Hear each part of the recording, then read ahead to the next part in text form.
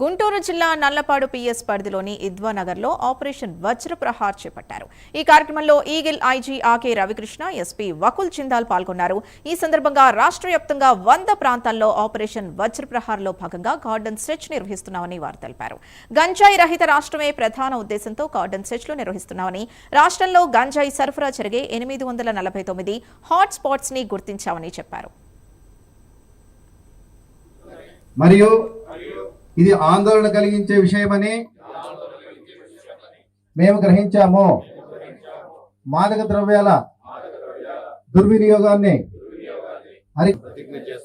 మేము ఎటువంటి ఈరోజు గౌరవ డీజీపీ శ్రీ హరీష్ కుమార్ గుప్తా గారి ఆదేశాల మేరకు, అదేవిధంగా Eagle IG Shri Ake Ravikrishna IPS గారి ఆధ్వర్యంలో state wide operation Vajraprahar start చేయడం జరిగింది. స్టేట్ వైడ్ ఎక్కడైతే గంజాయి ఉన్న ప్రాంతాలు ఉన్నాయో, గంజాయి కన్జ్యూమ్ చేస్తున్నారు, గంజాయి అమ్ముతున్నారు, అవి గుర్తించి హాట్ స్పాట్స్ గుర్తించి అక్కడ కార్డినెన్స్ సర్చ్ ఆపరేషన్స్ నిర్వహించడం జరుగుతుంది. ఈ రోజు మన గుంటూరు జిల్లాలో ఐద్వానగర్ లో ఈ ఆపరేషన్ స్టార్ట్ చేయడం జరిగింది.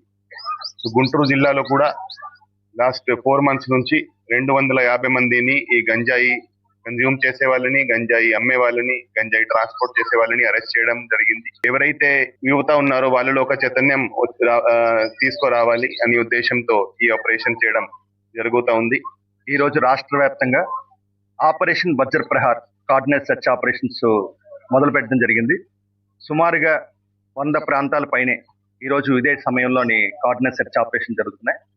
ప్రధానమైన ఉద్దేశం గంజాయి రహిత ఆంధ్రప్రదేశ్ నిర్మాణం కోసం ప్రభుత్వం యుద్ధమే చేస్తుంది.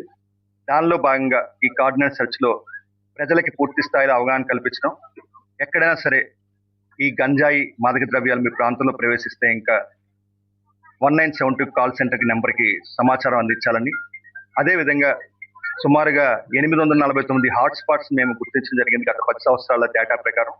ఎక్కడైతే గంజాయి సరఫరా అవుతుంది, జిల్లా పోలీసులు, గుంటూరు జిల్లా పోలీసులు చేస్తున్న సంకల్పం కార్యక్రమం, జిల్లా ఎస్పీ గారు వకుల్ జిందాల్ గారి ఆధ్వర్యంలో ఈ కార్యక్రమం నడుస్తుంది.